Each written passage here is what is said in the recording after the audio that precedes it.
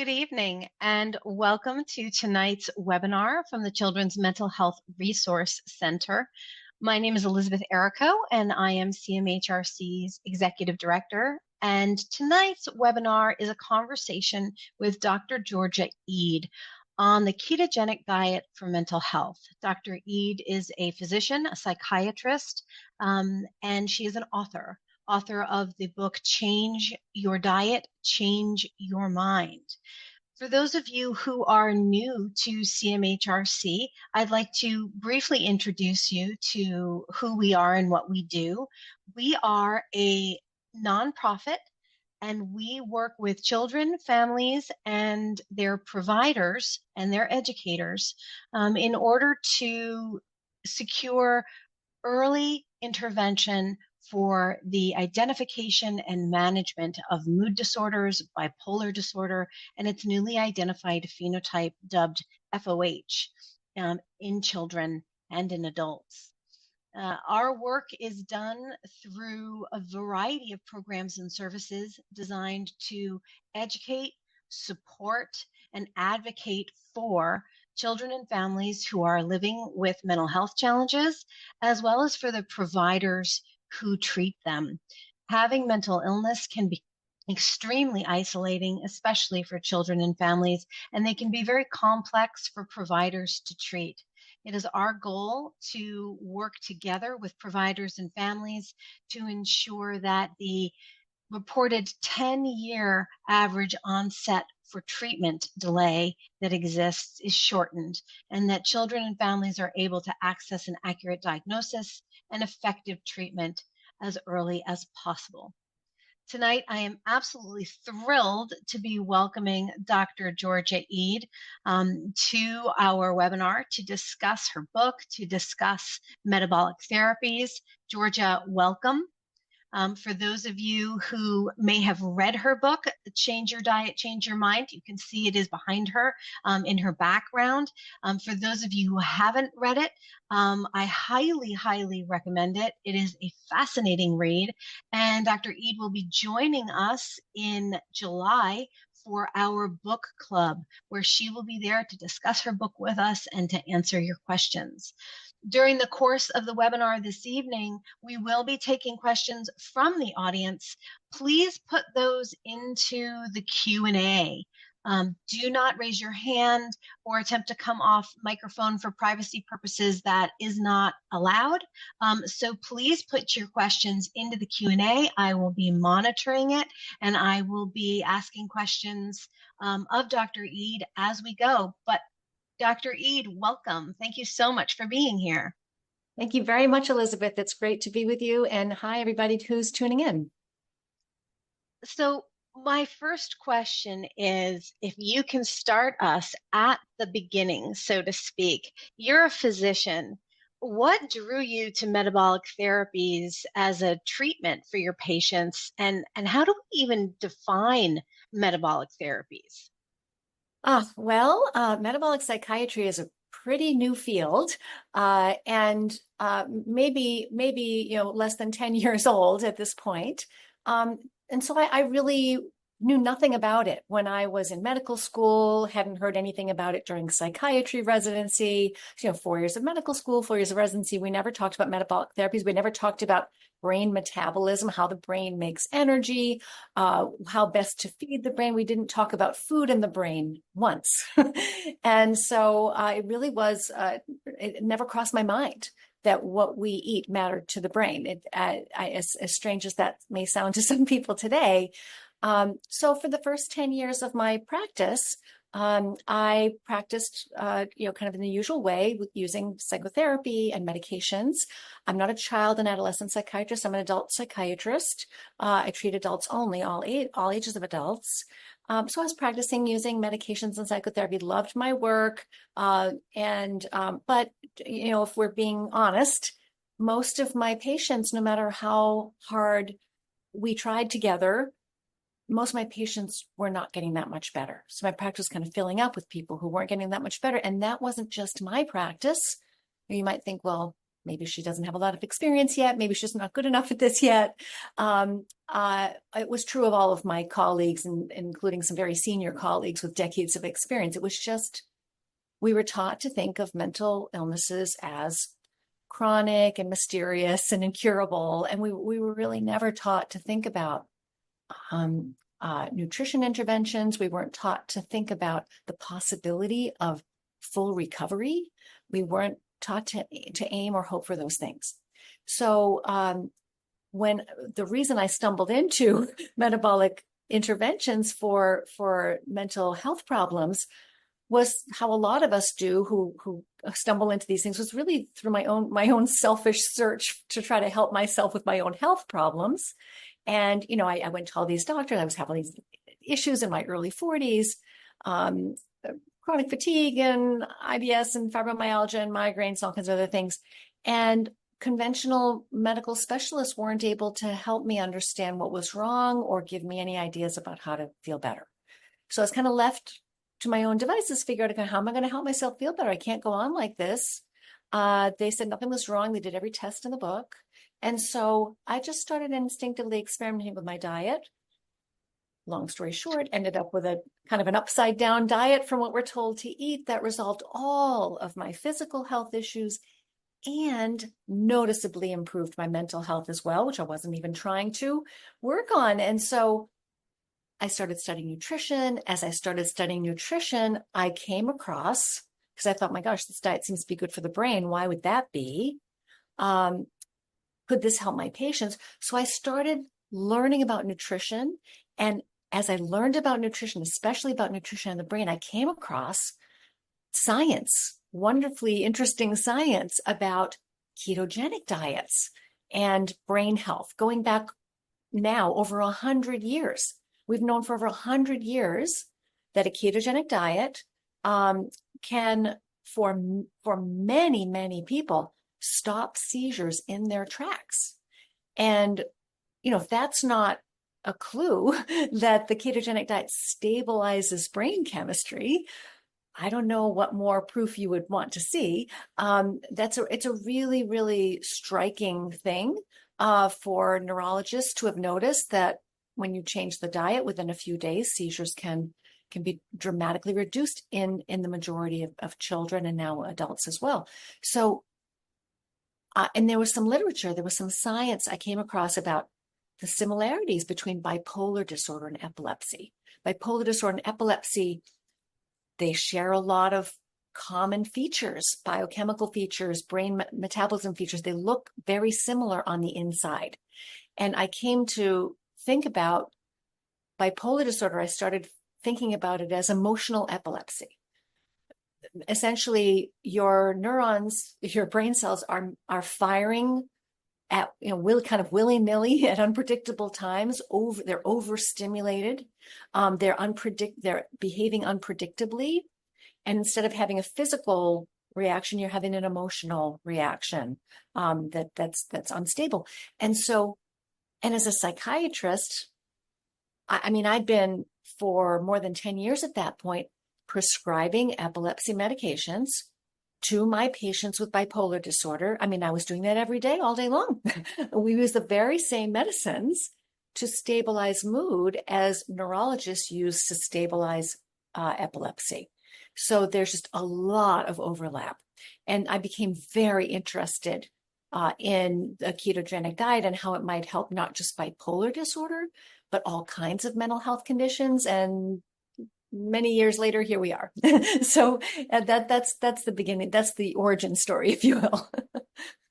So I find it fascinating that you've brought up epilepsy, because I think that when people hear about the ketogenic diet, they think of one of two things. They either think of quick, rapid weight loss programs, or they think about the ketogenic diet as a treatment for epilepsy. And you bring up this wonderful point that people point out all of the time, which is that the medications used to treat epilepsy are the medications that are used to treat bipolar disorder. So as you said, why wouldn't it make sense scientifically for a diet that treats epilepsy to also treat bipolar disorder?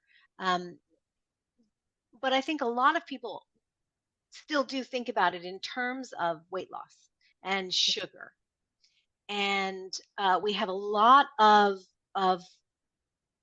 talk in the public sphere about sugar addiction and insulin resistance.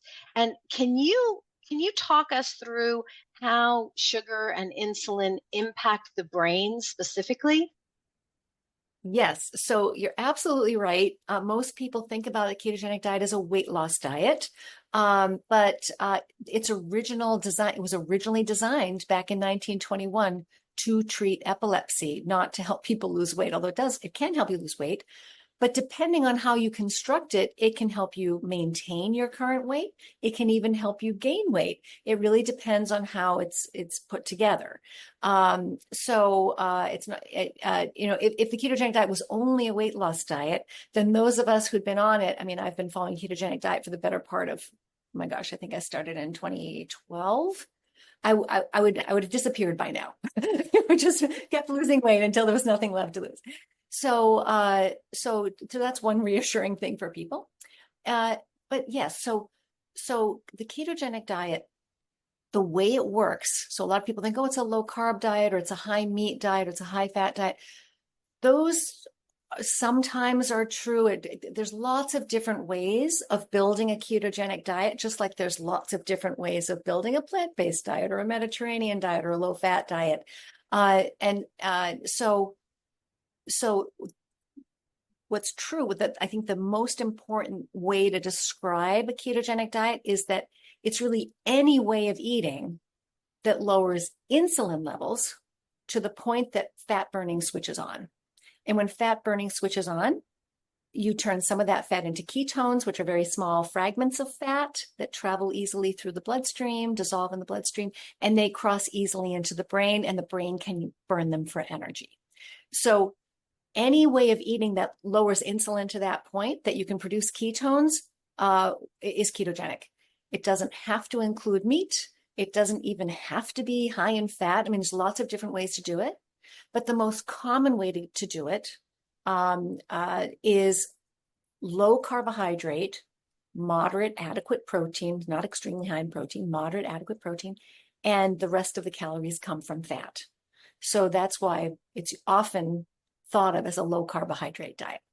And the reason why it's important to lower those insulin levels and those glucose levels is because it's the high glucose and insulin levels of the modern diet that are causing so much damage throughout the brain and body to begin with. We didn't evolve to see this kind of tsunami of refined carbohydrates coming into the diet. Sugars and flours and cereals and fruit juices and crystals and powders and syrups. And I mean, it is just most of what people are eating now. So it's just too much for our systems to handle. So when glucose and insulin levels are running too high, the problem with that for the brain is that first problem, every time you get a blood sugar spike, whenever your blood glucose is rising too high after a meal that contains too many of the wrong carbohydrates for your metabolism, you get kind of an exaggerated blood sugar spike in your bloodstream. Every time you get one of those spikes in your bloodstream, you will get a spike in your brain as well. And the reason why that's problematic is the brain doesn't like to have brain does need some glucose, does need some sugar, that's true, but it doesn't like to have a lot.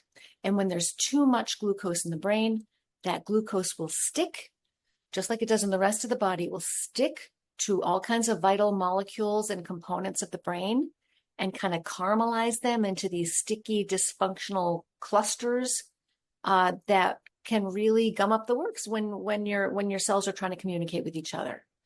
So that sets off a wave of inflammation in the brain. You can't feel it, but it's happening. And something called oxidative stress, which is kind of like these little bowls in a china shop that are kind of bumping into everything in the neighborhood and causing damage. So every time you get a blood sugar spike, you get a brain sugar spike. Every time you get a brain sugar spike, you get these waves of inflammation and oxidative stress. That's why we're always told, oh my gosh, you need to eat more antioxidants. We've got too much oxidative stress.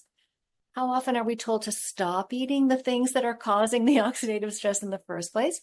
So, so high glucose levels, even if they're just for a short period of time after a meal, can cause this reaction in the brain. And most people, especially kids, unfortunately, are eating this way. They're eating refined carbohydrates with every meal and snack, which means typically 6 glucose and insulin spikes per day. So they're kind of putting themselves on this kind of brain damaging, destabilizing path for all day and well into the night. So the glucose is one problem. The second problem is every glucose spike is followed almost immediately by an insulin spike. And the insulin is just there to do lots of things. But one of the things it does is it brings the glucose back down to normal, because high blood glucose is very dangerous. And the body wants to make sure that all that extra glucose is squirreled away as quickly as possible. So the insulin comes in, brings the glucose back down. And so you might think, okay, well, what's the problem with that? As long as it comes back down. The problem is that insulin spike sets off, then insulin is talking to lots of other hormones in the body and the brain. It's talking to neurotransmitters in the brain, dopamine and serotonin and glutamate and GABA and all kinds of other brain chemicals. So insulin is not just a blood sugar regulator. Insulin is a powerful growth hormone. And it's a metabolic master hormone, and it is helping to control the levels and the activity of stress hormones, reproductive hormones like estrogen, blood pressure regulating hormones, appetite regulating hormones. So you just put yourself on this invisible hormonal roller coaster for hours afterward. The one study I put in the book was these healthy teenage boys were given a sugar sweetened cola compared to no caffeine, caffeine free, a sugar sweetened cola compared to sugar-free cola.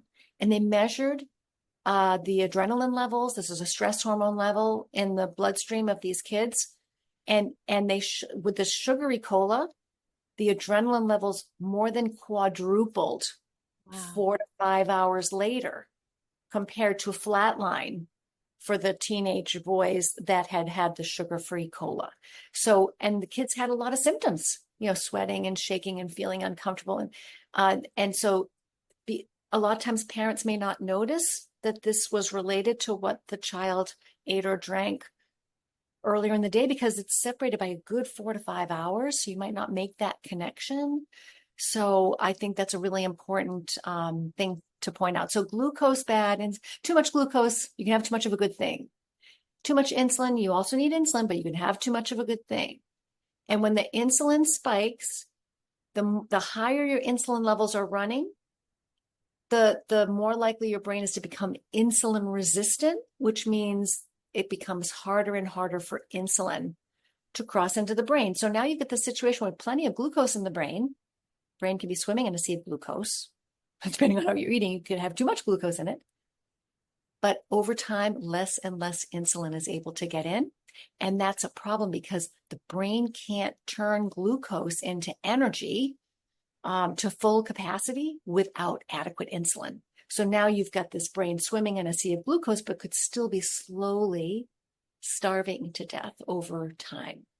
And that's without enough energy, all kinds of things can happen depending on your genetics, your family history. And this kind of paves the path to all kinds of mental health problems, and lots of instability, as well as a gradual reduction in brain energy. So these we think are now inflammation, oxidative stress, and insulin resistance. We are now viewing these, those of us in sort of modern psychiatry are viewing these as the main drivers of most mental health problems. You can see evidence of inflammation, oxidative stress, and insulin resistance in just about every mental health problem that we treat. So one of the pushbacks that we hear a lot is from folks who say, but you need carbohydrates in order to make energy. And I've heard you refer to the brain as a hybrid engine. I'm wondering if you can talk a little bit about how the body uses fat and protein to create the energy that it needs, and what that means. Yeah, so it's kind of half true when what people are hearing is half the truth about the brain and sugar. So yes, the brain does need some glucose at all times. There's no question about it. Glucose is the simple sugar molecule that travels through your bloodstream.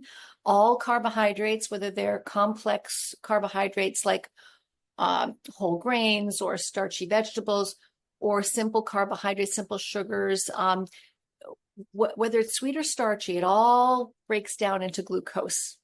And that glucose is one of the fuels that your brain does need to function at its best.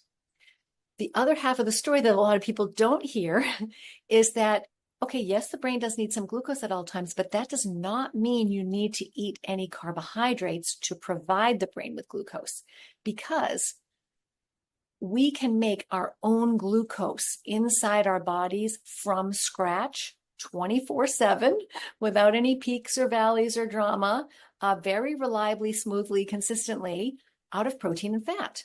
So you never need to worry that your brain isn't going to get enough glucose. You do need to worry about your brain getting enough insulin, but you don't need to worry about your brain getting enough glucose. So even if you didn't eat another carbohydrate for the next 20 years of your life, your brain would still function beautifully, and you would still have plenty of glucose in your bloodstream. And that's because the body is designed to be able to help you burn fat in between meals, and when you're not eating, when you're fasting, if you're out in the wilderness and you get stuck without food. People don't die as long as they have water. People will be fine. They've usually got plenty of excess energy stored as fat, and we turn that fat and protein into glucose. Now, you said the brain is a hybrid engine. A lot of people think of glucose as the best fuel for the brain, and then they think of ketones, which come from fat, as kind of an emergency backup fuel only for dire circumstances. But that's actually not what the science shows. What the science shows is that if you give a neuron, a brain cell, if you surround it with glucose molecules, yes, it will take up glucose molecules and burn those for energy. But if you then add some ketones, the brain cell, even if it's got plenty of glucose, and it could, if it wanted to, run itself 100% on glucose, it chooses not to do that. It chooses to absorb ketones. And the more ketones you give it, the more ketones it will absorb and burn for energy. It will burn a mixture. The brain cells work best when they are burning a mixture of glucose and ketones. You might think, well, why would that be? Why isn't glucose the best? Why does it want any ketones? Why can't it run on glucose 100%? Well, glucose is wonderful. It's a very useful fuel for the brain, but ketones have some advantages over glucose. And one is that ketones burn more cleanly, with a lot less inflammation and a lot less oxidative stress. So then you might think, well, okay, well, why doesn't the brain want to burn 100% ketones? Why do we need any glucose at all? And the reason is because glucose has some advantages over ketones. One of them is that glucose burns faster. And so there are certain functions in the brain that need rapid energy. And those operations work best when there's some glucose available. And the other thing is there's a particular pathway in the brain.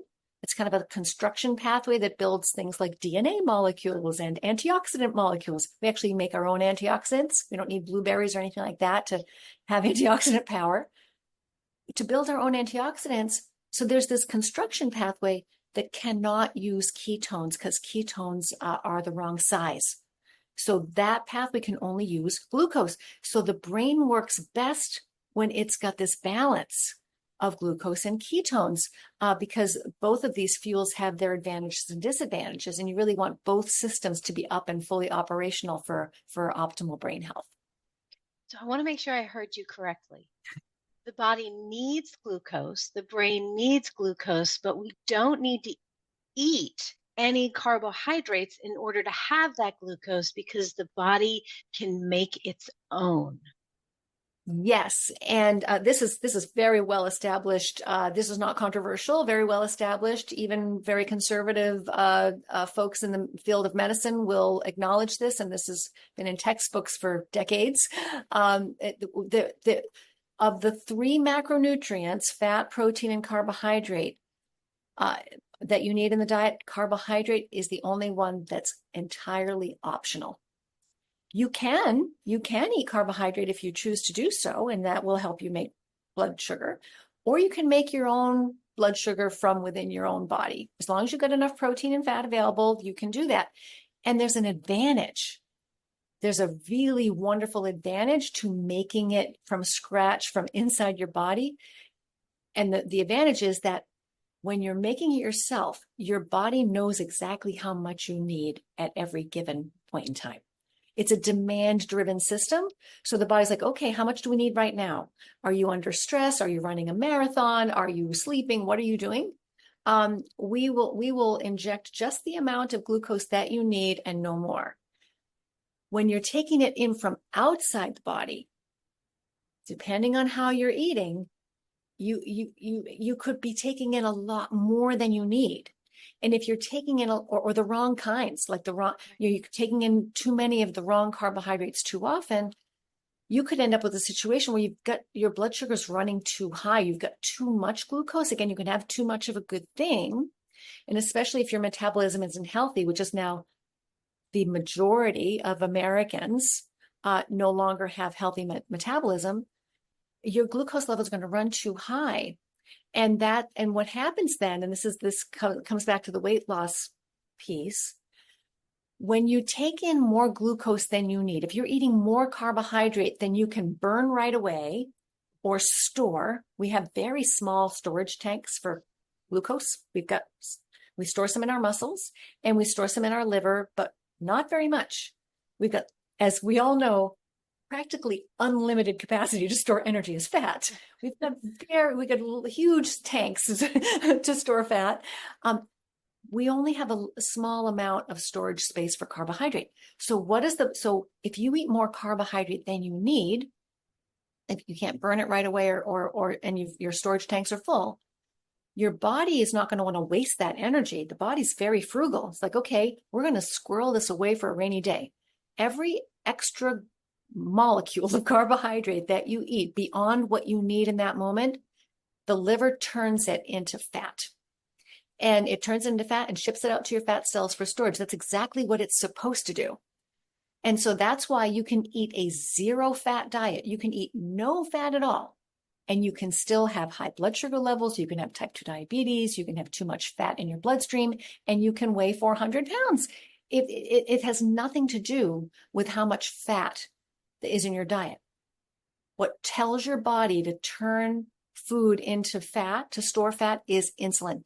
When your insulin levels are high, it says, okay, let's stop burning fat. Let's start storing fat. When your insulin levels are low, let's start burning fat. Understanding insulin is really the key. So if you live a lifestyle where your insulin levels are running too high, you're going to be storing fat.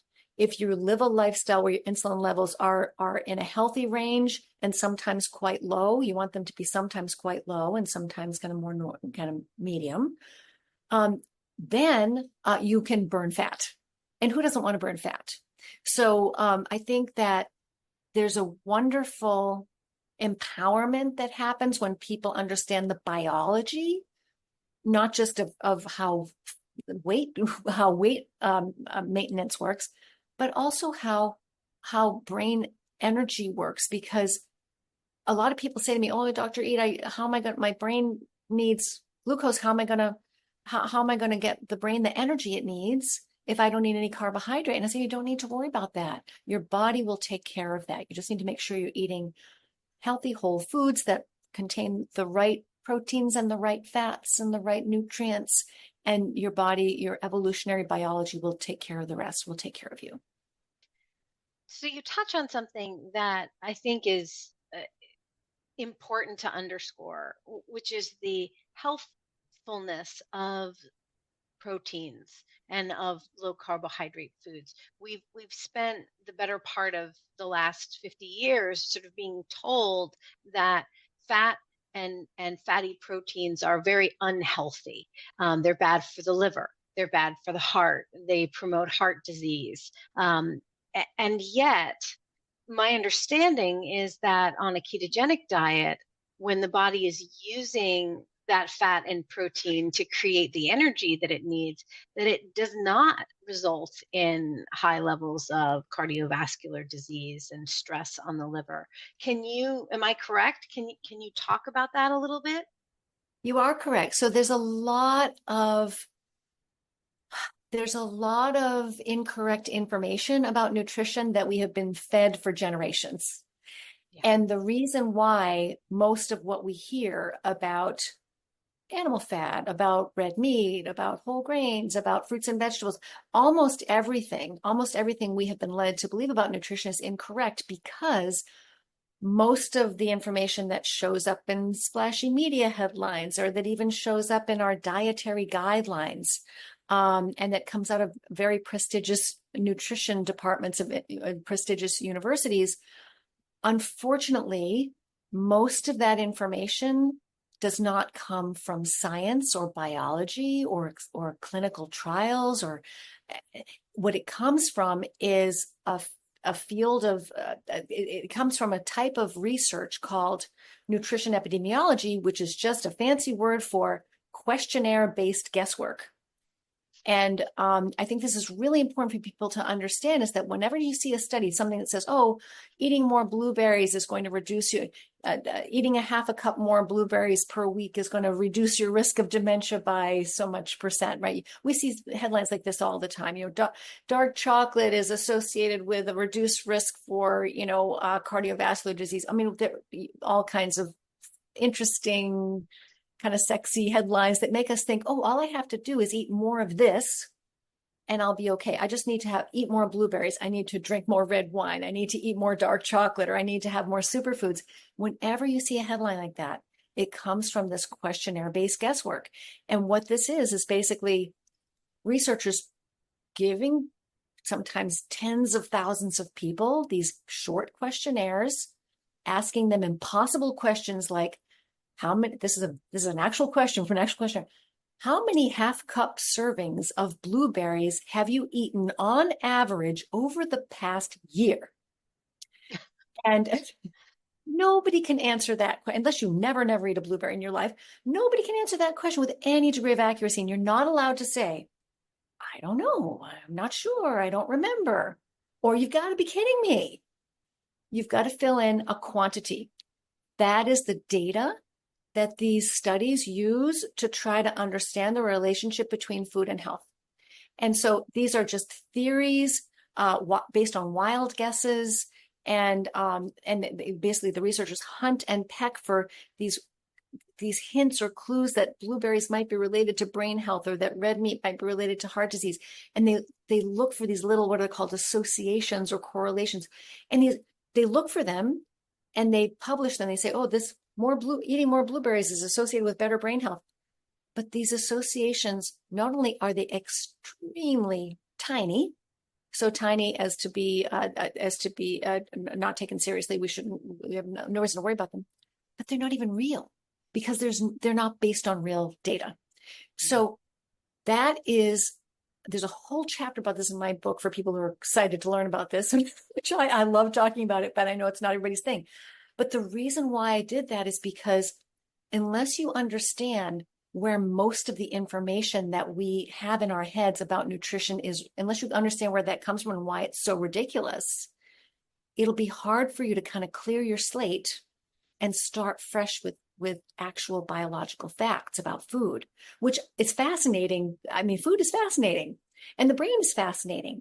So you got to kind of you got to kind of let go of some of these things that you've been hearing your whole life, that simply aren't true, in order to make room for some biology that's actually got the power to, in some cases, completely reverse even very serious mental illnesses, put them into full remission, when you have the right information and you apply it, that's where the real powerful potential comes in. And in order to do that, you've got to let go of some of these ideas that that have kind of been implanted, that fly in the face of human biology. So we have a comment here from someone who has said, um, I have very high cholesterol, and when I was strict on keto, my cholesterol levels went down, which speaks to what you were talking about just now.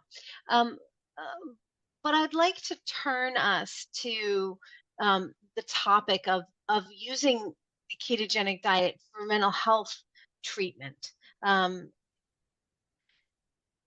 You've talked and with tremendous clarity on this connection between brain health and sugar and insulin, and the fact that the body doesn't need to consume carbohydrates in food in order to have the glucose that the brain needs, and the fact that the same medications that we use to treat other brain issues are used to treat psychiatric disorders like bipolar. But how do you see the ketogenic diet impacting the symptoms and the quality of life in your patients? Because you're applying this every day. This isn't just theory. Correct. And I'm not alone. So happily, there's a growing number of mental health practitioners who are using these interventions in their work, in their clinical work and in their research. So I am happy to say I am just one now of a growing number of people who are doing this.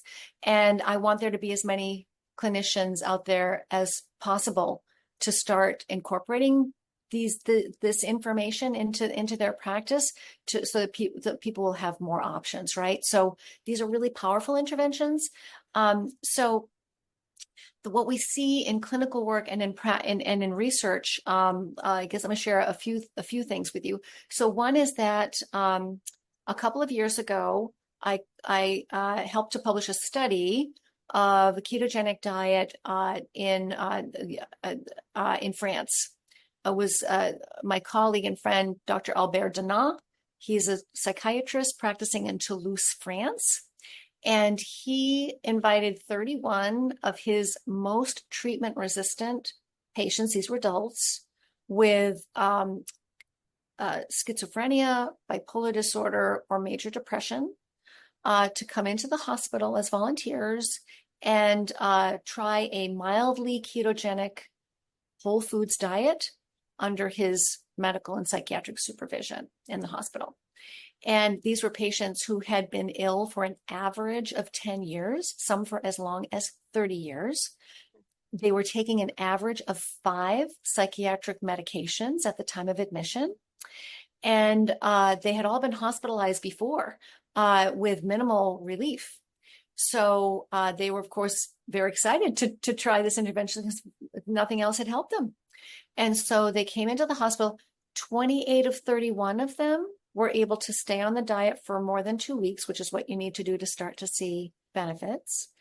And all 28 of those patients, regardless of how long they'd been ill, regardless of which medications they were taking, all 28 of them improved significantly, and 43% of them achieved complete clinical remission from their psychiatric condition.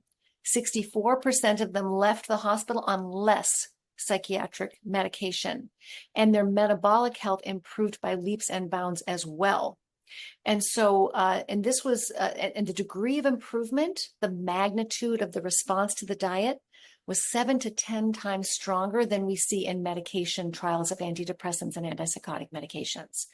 This was not what we call a randomized controlled trial where you've got 2 groups and you're comparing 2 groups. So more research needs to be done, but this was one of 3 now. There have been now 3 studies in the past 2 years showing, and not randomized controlled trials yet in serious mental illness, but there have now been 3 studies. The one in France, one at the University of Edinburgh with people with bipolar disorder, and one just published out of Stanford University, bipolar disorder and schizophrenia, showing the ketogenic diet showing tremendous promise in improving symptoms in people with serious mental illnesses. And there's lots of research. There are even a few randomized controlled trials in the field, and things like alcohol withdrawal syndrome, autism spectrum disorder, Alzheimer's disease. There are a few small randomized controlled trials. And there's lots of research going on around the world, larger trials, more rigorous research going on. Across a wide variety of psychiatric conditions. So the research is looking very, very hopeful. And then in clinical practice, what I see all the time is, I treat all comers, all types of diagnoses, all ages of adults. And what I see is that this intervention, the ketogenic diet in particular, I use lots of different diets in my practice, but the cornerstone of my work, the most powerful intervention I have available to me as a clinician is the ketogenic diet, because it does energize the brain differently. It kind of changes the brain's operating system in a very kind of profound and fundamental way. And so what I see is that this is the only intervention I've ever come across that has the power to put even serious mental illnesses into full remission, not for everyone, but for many people. And many people are able to reduce either the number of medications they're taking or the dosage of medication they're taking, or they're able to avoid taking medication in the first place, or their medications are work better, or they have fewer side effects from their medications. So you can use it in combination with medication, or you can try to use it as an alternative to medication. It doesn't have to be an either or strategy, right? So this is the only intervention I've ever had at my disposal that has brought this much hope and relief to this many people, almost regardless of the diagnosis that we're talking about. So I see a lot of questions in the chat or in the Q&A about various health concerns that they're wondering can you be on a ketogenic diet if you have kidney disease? Is the ketogenic diet a solution for insulin resistance? Is the ketogenic diet safe for your liver, your heart? All of these sorts of questions. And I'm listening to you talk about patients and thinking of families that we work with where the patient is on 3, 4, 5 different psychiatric medications. How do you assess the risk reward balance between using a dietary intervention versus using medication interventions? It seems as though there are lots of side effects especially from antipsychotic medications that could be far more serious than side effects from a dietary intervention. Yeah, so the first piece of good news is that thankfully, what's good for the brain is good for the rest of the body. We do not need a different diet for every organ we possess. It would be impossible to eat a different diet for each organ we possess. And thankfully, a well-formulated ketogenic diet that is constructed of primarily whole foods, which is contains the right nutrients. A properly formulated ketogenic diet is very healthy for all of your organ systems, not just your brain. And in fact, we now have studies, real world studies showing that ketogenic diets can improve kidney function, can improve cardiovascular risk, can improve liver health, reduce liver enzymes, reduce liver fat. All of these things are very, very reassuring. And the reason why people don't need to worry that a ketogenic diet is going to be damaging to the kidneys or the heart or the liver is because what's actually damaging the kidneys, hearts, and livers of most of us is these high glucose and insulin levels. In fact, if you think about it, so think, who are the people who most often quite tragically end up on dialysis for kidney disease? It's people with type 2 diabetes. What is type 2 diabetes? It's high blood sugar in its levels. And so it's the high glucose that is damaging It's really damaging our systems from the inside out. Again, you do need glucose, but you can have too much of a good thing. Too much glucose is damaging. It will eventually destroy every organ in the body, and that people will lose limbs, they will lose organs. I mean, they'll lose their eyesight, their vision, and they can also lose their memories. This is no laughing matter. Fat is not what is taking us down.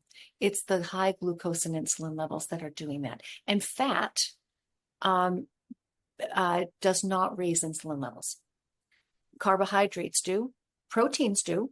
But what raises insulin levels the most is refined carbohydrates, sugars, flours, cereals, fruit juices, syrups, crystals, liquids, all those, refined starches and refined sugars.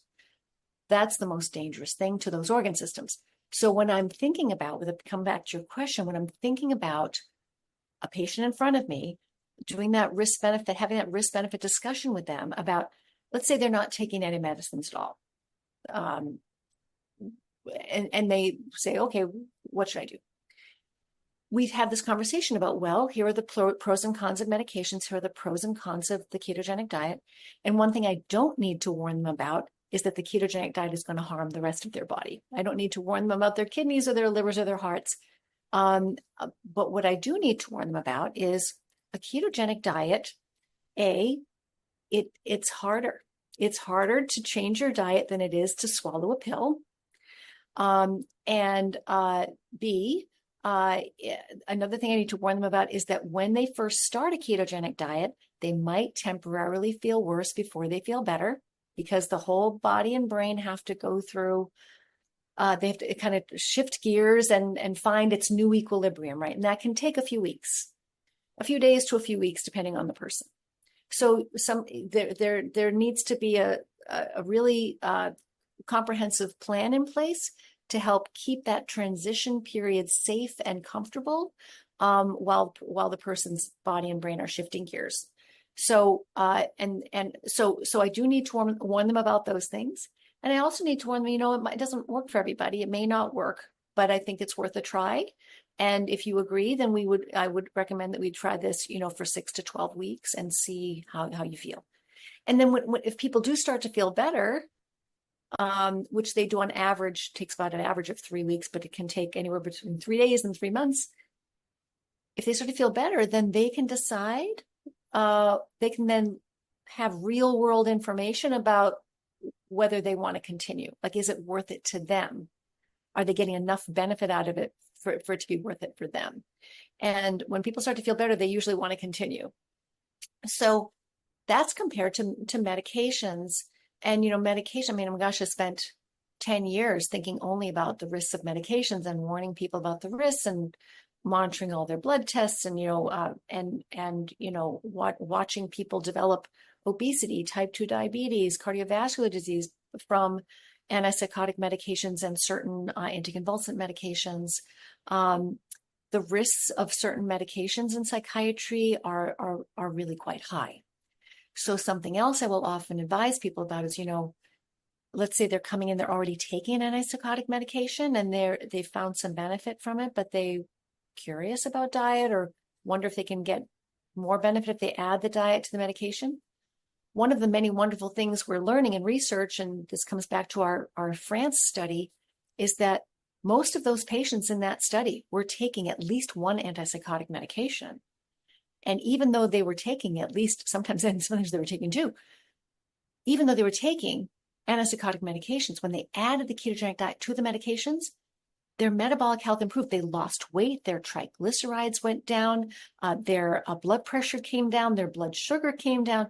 These are all things that their appetite came down. These are all problems with antipsychotic medications. Antipsychotic medications, as anybody out there who's ever taken one or had a family member take one, these medications can cause tremendous metabolic dysfunction. I've had people want to eat their own children on olanzapine. You become really, really hungry. It's not your fault.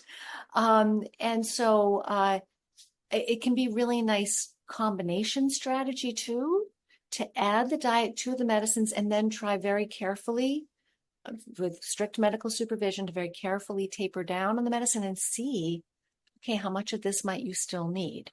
And so each situation is different. So just counseling people about the pluses and the minuses, and ultimately it's up to them, what they feel, ready to try to do. And if they don't feel ready for ketogenic diet, there are lots of other, and these are in the book as well, lots of other things that people can do to improve the brain healthiness of their diet, even without trying a ketogenic diet. So there's lots of options for people. And we hear Kelly shared with us that some psychiatric medications can cause insulin resistance as a side effect, which would give the ketogenic diet an advantage. Yes, Kelly, exactly right. And the antipsychotics, which are medicines like risperidone and olanzapine and quetiapine, so Risperdal, Zyprexa, Seroquel, Abilify, aripiprazole, lots of antipsychotics out there in the world. These medicines, their risks vary, but they all have at least some risk of high blood sugar, high insulin levels, insulin resistance, weight gain. And these medicines, and especially some of the stronger ones, triple the risk for type 2 diabetes. These medicines can raise blood sugar and insulin levels within minutes to hours of the first dose. And not just the antipsychotics, valproic acid or Depakote also can cause insulin resistance. So it's not only the antipsychotics, there are other examples. But that's exactly right. And so one of the beautiful things about a ketogenic diet is, I've got some people in my practice who have come to me not because they wanted to stop their medication. They're actually very attached to their medication and are really grateful for it because it has been really helpful to them. Maybe it kept them out of the hospital. Maybe it kept them in a relationship. Maybe it kept them in school or kept them in a job, whatever it was that it was helpful, kept them safe. So they don't necessarily want to go off that medication. They just want to feel better and be healthier on their medication. And this is really where the ketogenic diet, I think, has tremendous potential as an add-on treatment for people who are getting benefit from those medications, and they could reduce a lot of the risks that come with those medications. So we're seeing a lot of questions in the Q&A here about sort of different versions of the ketogenic diet. Which you mentioned earlier, there are lots of different ways to implement it. And really, a ketogenic diet is any way of eating that results in the production of ketones. Yes. So we have questions here about, comparing a ketogenic diet to a whole food plant-based diet, and whether or not you can be gluten-free and vegan on a keto diet, and can you eat dairy? Can you not eat dairy? So I guess what I want to sort of synthesize all of that into one single question, which relates to something I've heard you speak about before, that there's really sort of a spectrum that goes from the standard American diet all the way down to what's called carnivore, which is really just eating animal what I think is pork, beef, fish, and poultry. There's lots and lots of different ways of eating to reach a ketogenic state in the bloodstream. Do you have information on, in your clinical experience, which ones are the most effective? Which ones you're most inclined to recommend to your patients? Yeah. So the beauty of a ketogenic diet is it's not about plants and animals. It's not about how much meat you eat or don't eat, or whether you eat a plant-based or animal-based diet. It's not about plants and animals. It's about insulin levels. And as whatever diet you feel comfortable eating, around your dietary preferences, you can make that diet ketogenic if you know what the rules are to get the insulin levels down, right? And so so everybody can benefit, can access the benefits of ketosis. And that's one of the wonderful things about it. It's kind of an equal opportunity diet. And I like to say, because it's true, I'm nutritionally pro-choice. But I want people to make those choices based on the right information. So I will help anybody optimize the diet of their choice, whether they eat plants, animals, or both, to make it as brain healthy as possible within the dietary pattern that they feel comfortable with. So when you were reading these questions off of the chat, can you eat dairy, or can you eat dairy, or can you not eat dairy? Can you do a vegan diet? Can you do a gluten-free keto? The answer to all of those is yes. You can do a ketogenic diet with dairy, without dairy. You can do a ketogenic diet as plant-based. You can do it as vegetarian. You can do it as vegan. It's a little harder to do it as vegan, but yes, you can do it. You want to work with somebody who really knows what they're doing, but you can do it. It's a little harder, but you can definitely do it. There are even people on social media who will help you do it, and who have experience doing it themselves. And there are even keto cookbooks now for vegan diets. So everyone can access the benefits of this diet. So these diets do exist on a spectrum of relaxed to strict in terms of, how high you want the ketones to go. But as long as you understand the rules, which is you got to lower the insulin levels. Lowering insulin levels is mostly about carbohydrate, and it's a little bit also about protein. If you eat too much protein, much more than you need, then that can also promote higher insulin levels. What you don't need to worry about with insulin levels is fat. Fat is, from a metabolic perspective, from an insulin perspective, the safest macronutrient you can eat. It's actually upside down from what we're told, right? So enough protein to meet your needs, low carbohydrate to get that insulin production down, and the rest of the calories come from fat. So, and that can be a lot of calories, or it can be less calories. That depends on where you're at in your metabolic journey, whether you're trying to lose weight or gain weight or maintain your weight. That's what that's mostly about. So, but it doesn't have to be dairy fat. In fact, I prefer it if it's not, for lots of reasons. You can read about it in the book if you're curious. But what you want is healthy fats from whole foods, from whole plant and animal foods. Avocados and nuts and olives and meat and seafood and poultry and eggs. Healthy fats from healthy whole foods. None of the vegetable oils that come out of factories, the canola and the soybean and the sunflower and the safflower and the corn oil, none of that. That's not good for you. You want whole fats from whole foods, whether they're plants or animals. And so I think nutrition is actually quite simple. It's just that all this nutrition epidemiology guesswork has confused us. The reason we're so confused is because we've got this information kind of poisoning the well that doesn't make a lot of sense. And when you take all of that out, it becomes really simple. Whole plant and animal foods like we would have been eating for, 2 million years that were available, kind of walking around in nature. That's what we had available. And so when you think about it that way, it becomes pretty easy. Nutrition becomes pretty easy to think about.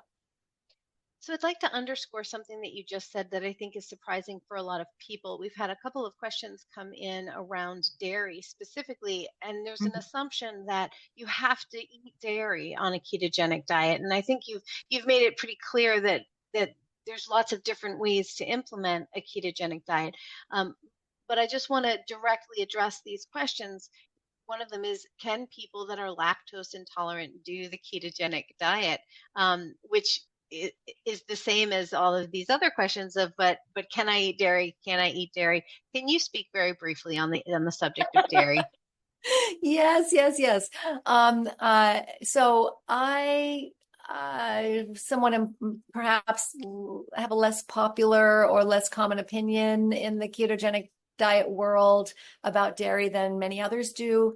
And that's because I study food. I find food fascinating. I love understanding it. on a really deep level, I kind of think of myself as a food psychoanalyst. I really want to understand, what is in that food and how is it thinking about us? And so in any case, like, what is its goals in life? So dairy is fascinating to me. So the reason why dairy is so popular on a ketogenic diet is because it's an easy, delicious, convenient way to add fat to meals without adding a lot of carbohydrate. So most dairy foods are quite low in carbohydrate, but there are a few exceptions. Milk and cottage cheese and yogurt can be high in carbohydrate, but most dairy products, especially cheeses and butter and cream, are many of them are carbohydrate free, right? So it's like, oh my gosh, this is high in fat and it's low in carbohydrate. Perfect for a ketogenic diet, right? So, and it's delicious and it's creamy and it's tasty and all kinds of variety out there. I understand the appeal. The problem with dairy is that it's not it's metabolically different from other animal foods because it is a growth formula.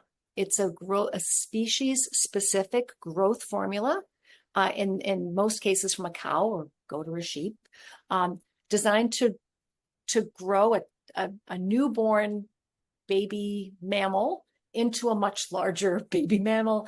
And then that mammal, just like we are supposed to, we drink milk, mother's milk, early part of our life, and then we graduate to solid food in childhood. That's the natural order of things. You really probably want to think twice about taking in a growth formula designed for rapid growth of another species every day for the rest of your life. So it's problematic. And it's also a really common cause of food sensitivities and gut problems and immune issues and inflammation. Lots of people are sensitive to dairy without maybe always realizing it. Now, some people do better than others, and some people do better with certain types of dairy products than others. So I encourage experimentation, but I do recommend that people explore how dairy is affecting them personally. It's a really common cause of unwanted weight gain, of a difficulty controlling appetite, of inflammatory symptoms.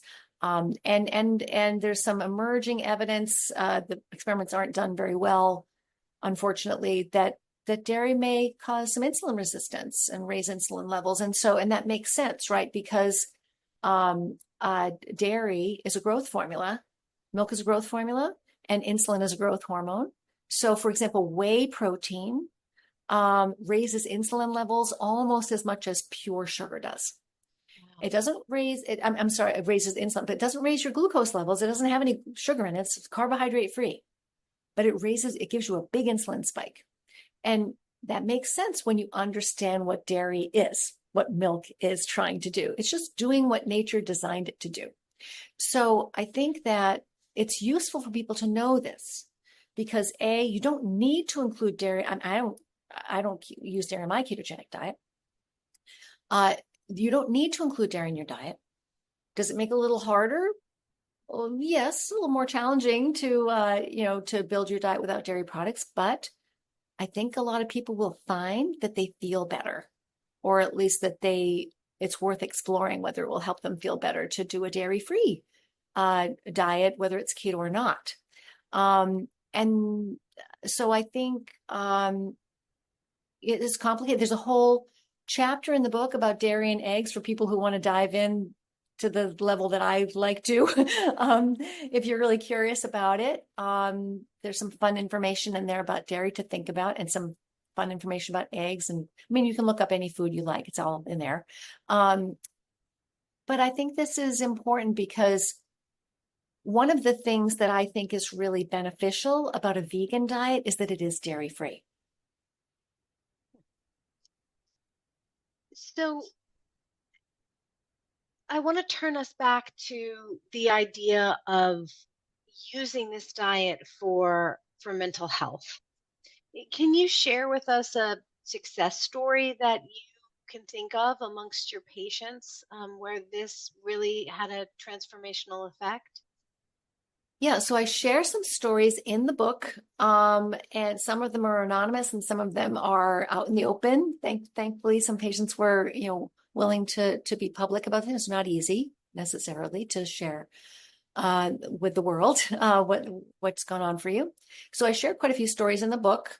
And then I also have, ongoing cases in my practice all the time. But I think, I'm trying to think of like what would be the best story to share that would be of most interest to your listeners.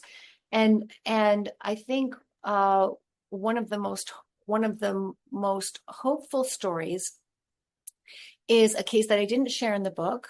And I do share it in my training program. And the reason I share this story is because it's not a perfect story, because this is the real world. It's not a perfect story. But it's also one of those stories where you think, well, my gosh, diet's probably not going to help this person. This is just too serious a case. And so the case, and I know you know this case because you were in the training program, and so you've heard this story. And this is someone I'm still working with, but I've been working with him for I think at least 4 years now. A woman in her 70s who, for about 40 years, had really disabling, chronic, recurrent manic episodes. And so bipolar disorder, no depression really, all you need to have bipolar disorder is you don't need depression, you just need the mania. And she was thankfully didn't have that other end of the spectrum, but the mania was so severe that it would land her in the hospital twice a year like clockwork, often for long periods of time, always in the summer and the winter. She had this kind of unusual seasonal pattern. And so, this was, of course, very disruptive to her life.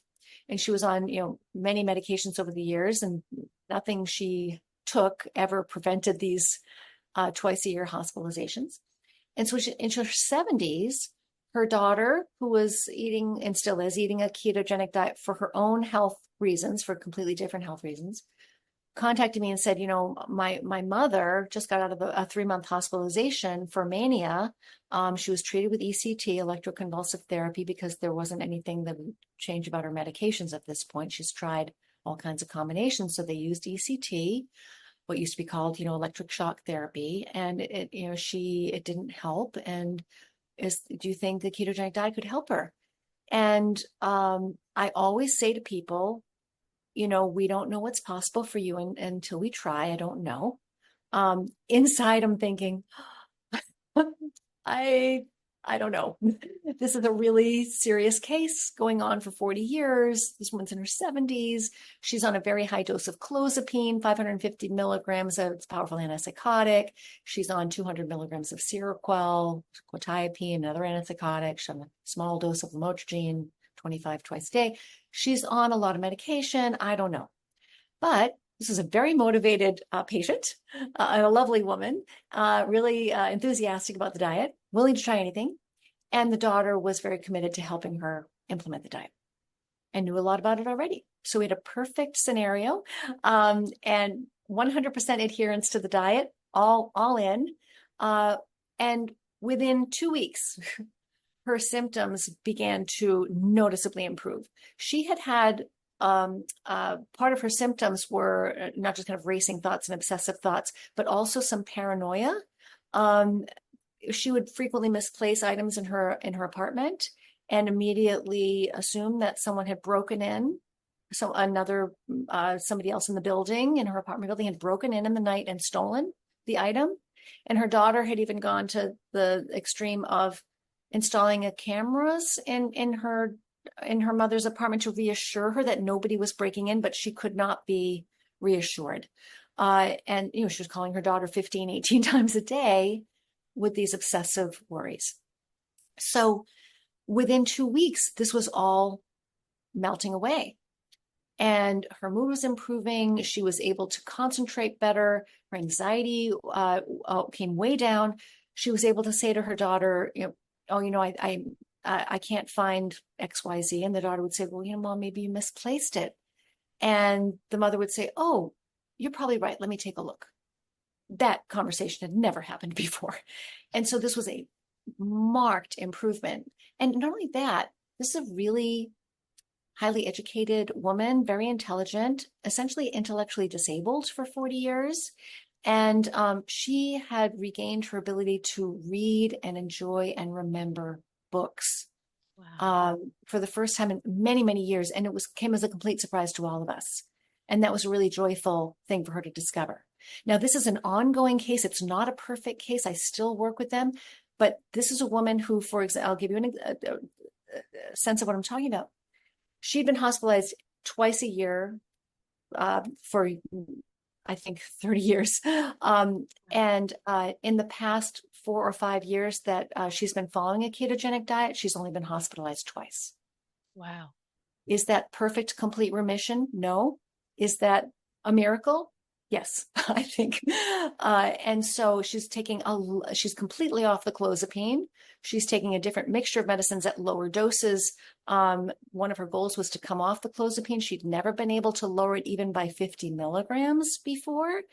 And this was, she was able to completely come off. So lots of nuances in this story.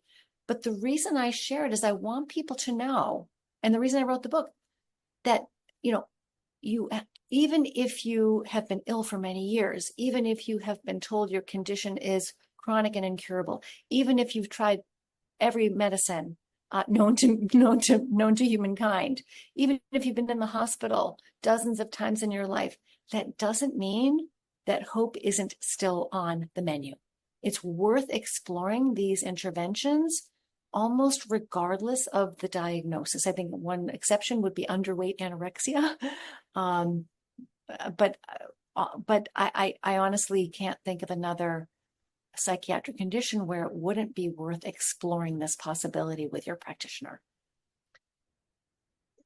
That's a wonderful story. And it does, I love the phrase, hope is always on the menu.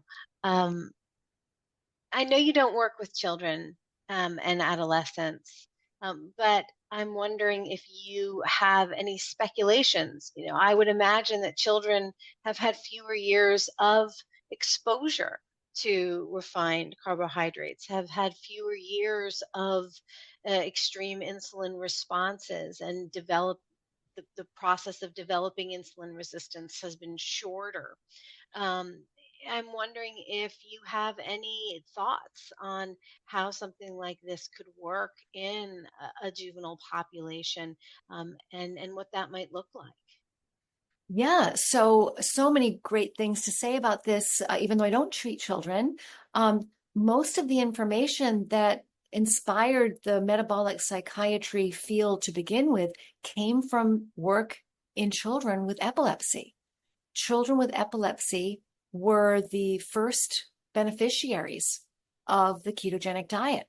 And so we know that kids can do this diet, and we know that kids can benefit from this diet. More than 50% of children with seizures had a greater than 50% reduction in their seizures on a ketogenic diet.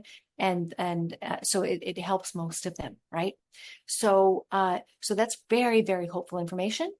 Now, in terms of kids' metabolic health and what do we see? One of the interesting things about kids with epilepsy, and I learned this from expert dietitians who have lots of experience in children with epilepsy, Beth Zupek-Kania and Denise Potter, expert dietitians in the field. They actually teach a course on ketogenic diets.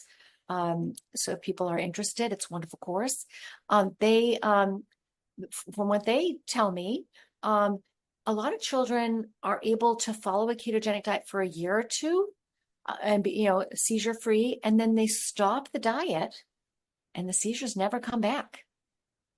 And what that tells us is that in at least a lot of cases of children, there seems to be a tremendous amount of healing that takes place while the child is on the diet that allows them then to return to a more normal way of eating after a decent period of time. Kids are different than adults, though. And I think this is really hopeful for those of you who are thinking about kids. Kids are more metabolically flexible. Like you said, they've had many fewer years of exposure to the wrong foods. Those of us who've been eating the wrong way for 50, 60 years, we're in a very different place than those of us who've been eating the wrong way for 5 or 6 years, right? And so there's a lot more resilience there. Kids can bounce back, they can heal, their organs are, just sort of more able to kind of recuperate from these things. And so I think that there's a lot of hope there for kids in terms of, I think that kids may respond even better potentially to dietary interventions than adults. And And I also think, and you and I have talked about this, I have a hunch, and I could be completely wrong about this because I don't work with kids, but I have a hunch that a lot of kids may not need to go to the extent of a ketogenic diet. They may just need to eat a healthy whole foods diet, clean up all the junk. And you know what most kids are eating?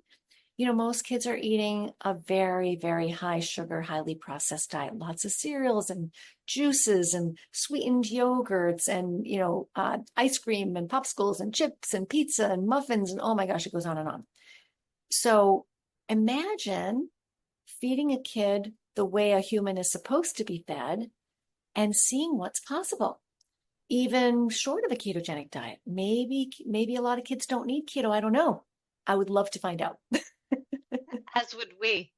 Um, I have just caught out of the side of my eye what time it is, and I want to respect everyone's time. I appreciate you taking the time to be with us tonight. If you need to step off the webinar now, that is perfectly okay. We are recording this. It will be on our YouTube channel. That's the channel for the Children's Mental Health Resource Center. Our members have access to the recording for 30 days before it's posted for the public to access, but it will be there.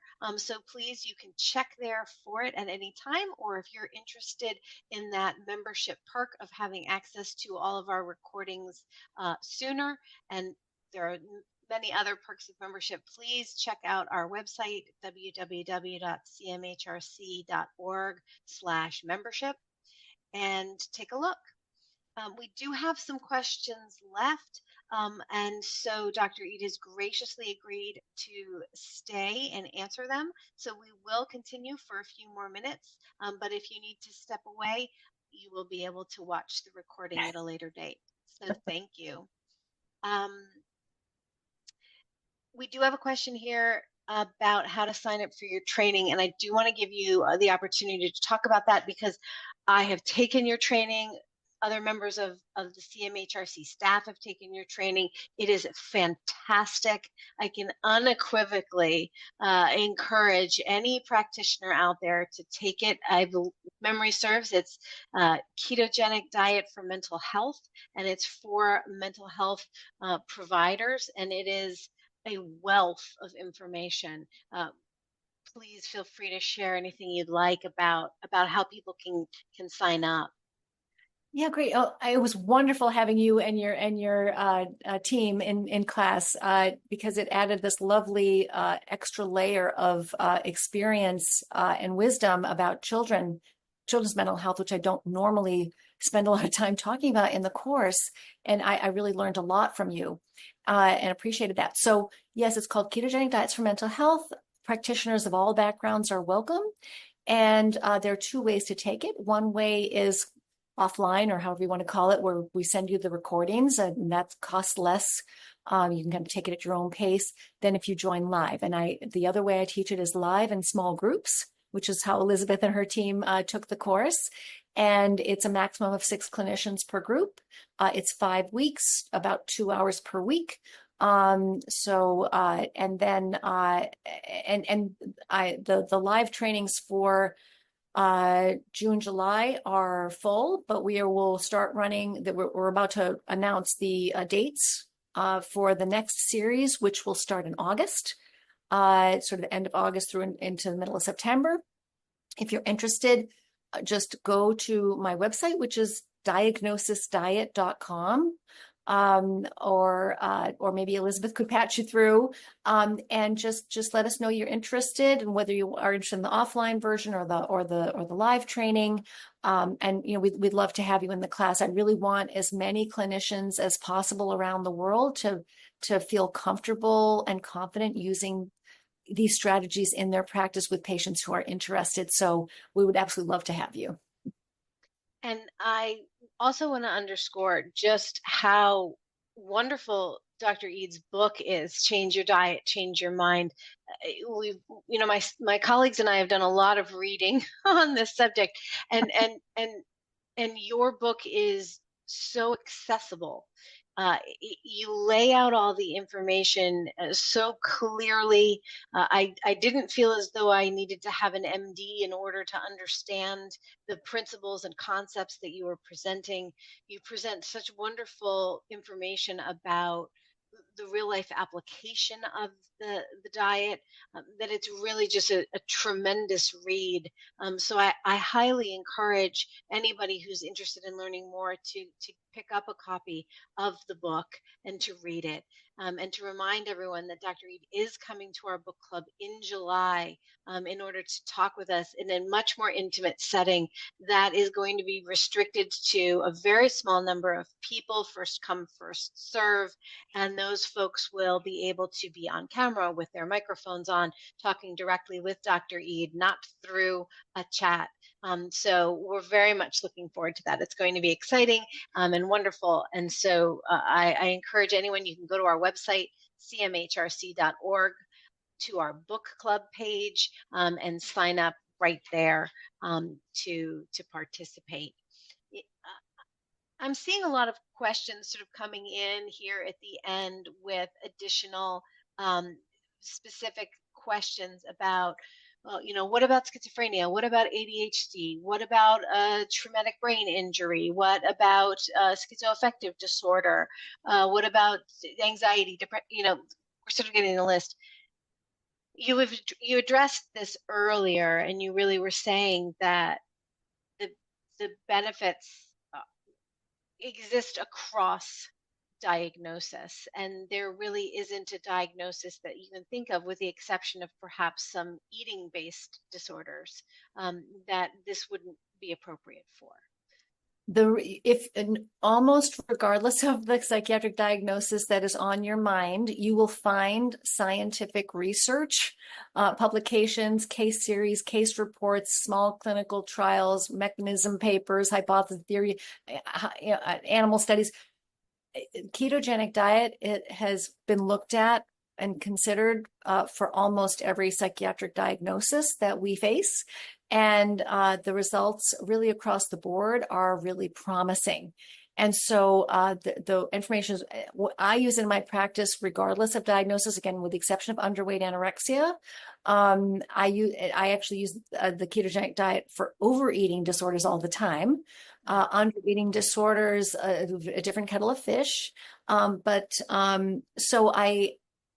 the reason why I think it makes sense and why we are seeing promising results, regardless of which diagnosis we look at, is that really this way of eating improves total brain health. Not just one little part of the brain, not just one neurotransmitter, not just this area over here, or this, not just the hippocampus, not just the frontal cortex, not just serotonin levels.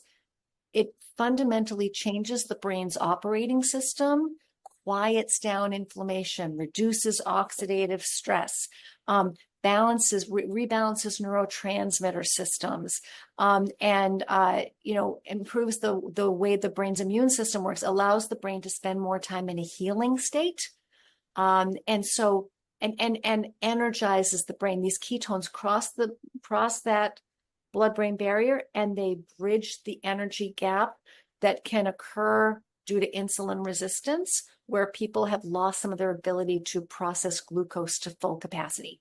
So there are lots and lots of reasons why it makes sense, regardless of the diagnosis, to improve total brain health, because all of these are brain conditions. And I have yet to come across a diagnosis that it hasn't been useful for. So again, underweight anorexia is a different story, but I think this is can bring hope to an awful lot of people. So when we're talking about children, which we haven't talked about too much tonight, but when we're talking about children, very often there are being related challenges, especially when there's a co-occurring psychiatric diagnosis. So very often children who fall into the sort of mental health, under the mental health umbrella, may be selective eaters, may have ARFID, which is avoidant restrictive food intake disorder. They have sensory sensitivities that make trying new foods sometimes impossible. Um, do you have any thoughts on how a what may for many people be a very dramatic change in the way of eating, how that can be addressed along with these issues like selective eating, sensory sensitivities, and ARFID? Yeah, so again, I don't work with children, but from my conversations with Beth Supekania and Denise Potter, who are these very experienced dietitians I was telling you about, who have worked with lots and lots and lots of children over the years, including children with autism spectrum conditions and picky eaters and restrictive eating and all sorts of taste and texture issues. They are able to customize the diet to suit the child's special preferences and needs, and gradually make those changes. So they've got a lot of expertise in this area, and they're always able to find a way, right?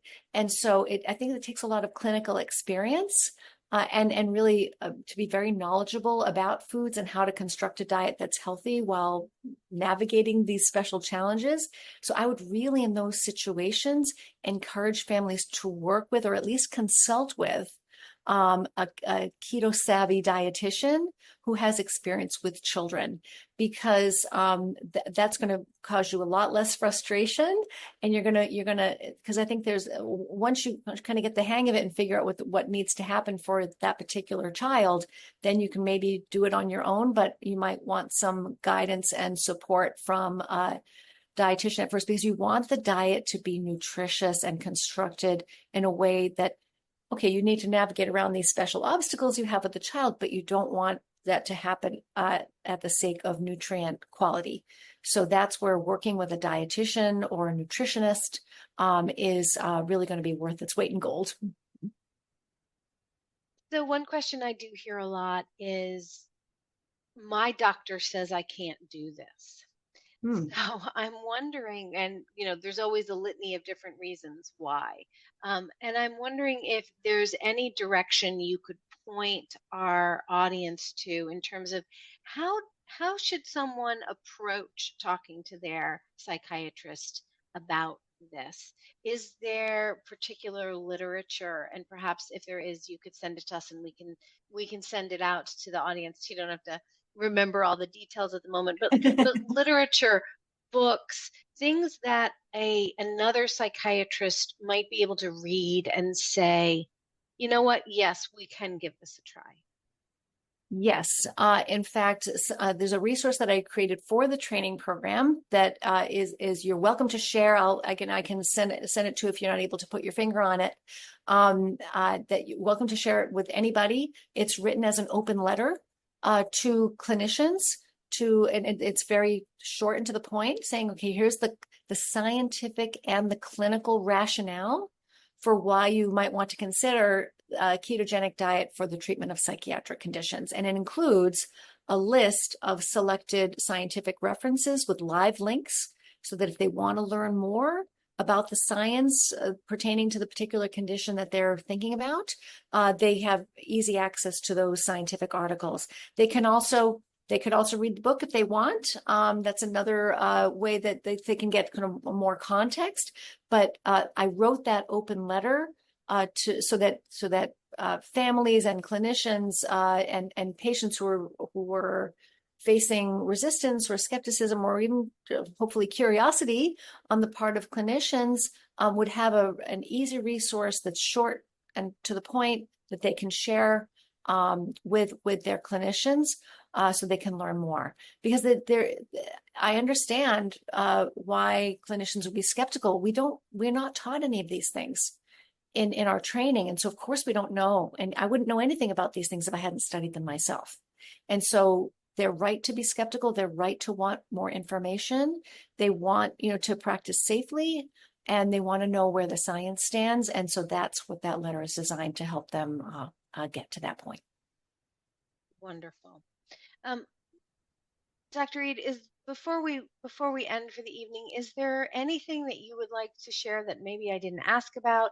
Any additional information that you think someone who's starting out on this potential journey might need to hear or know?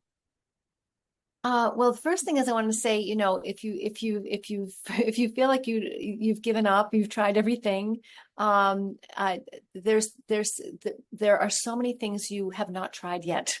If you haven't tried these interventions yet, you don't know yet what's possible for you. So please don't give up hope.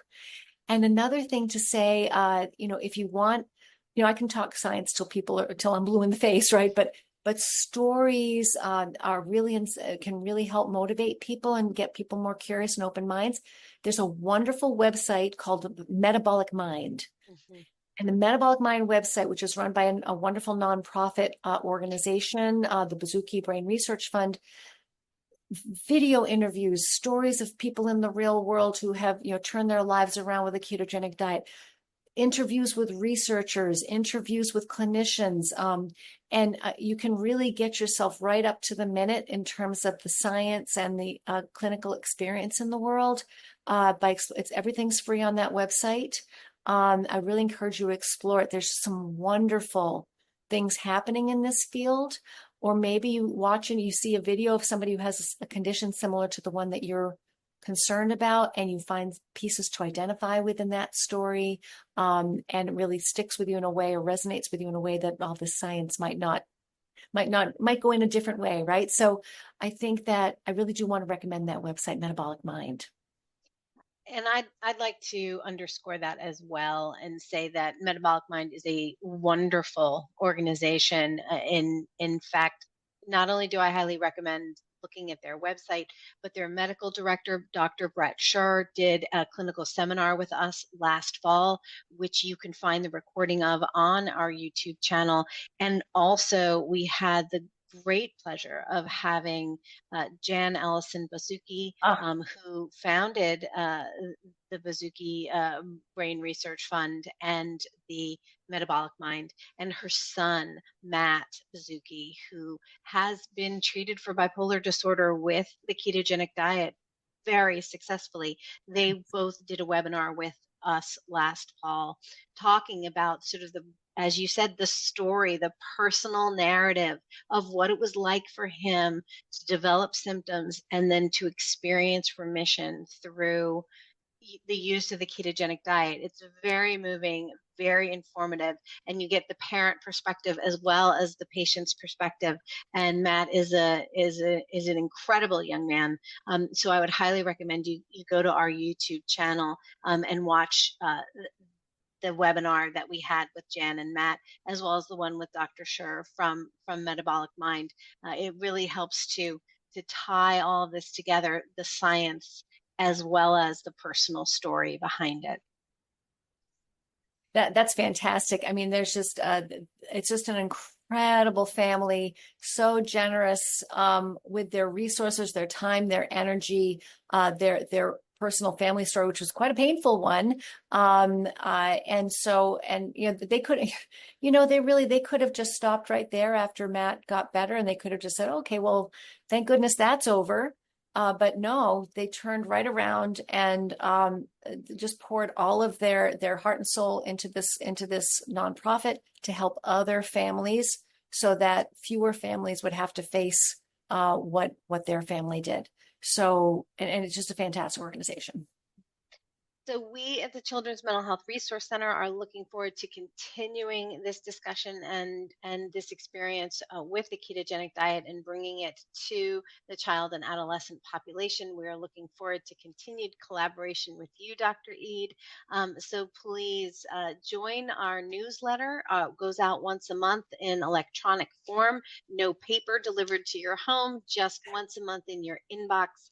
Information on what we're doing, and we will keep everyone updated as we continue to pursue the use of a ketogenic diet to support children and their families when they're living with mental illnesses and mental health disorders. So Thank you again, Dr. Eid, for being with us. It is always a pleasure to talk with you. And thank you to everyone who took the time to watch, ask wonderful questions, and be a part of this webinar this evening. Next week, we will be having the final installment of our clinical seminar series with Dr. Dimitri Popoulos, author of The Bipolar Child. It is a Q&A with him live, discussing the identification of the newest phenotype of bipolar disorder dubbed fear of harm, as well as the effective treatment interventions that he and his research team have discovered and implemented in clinical practice. Next month, as I said, we will be having Dr. Eid with us for our book club in July. We'll also be taking a deep dive into thermoregulation and the use of cooling strategies to address issues related to mental health disorder symptoms. And there's no better time than the summer for learning how to cool down. So please join us for all of those if you can. And we look forward to seeing you again. Thank you so much. And Georgia, thank you again. Thanks, Elizabeth. Thanks for all the wonderful work you do. I appreciate it. Thanks, everyone. Have a great rest of your evening. Bye.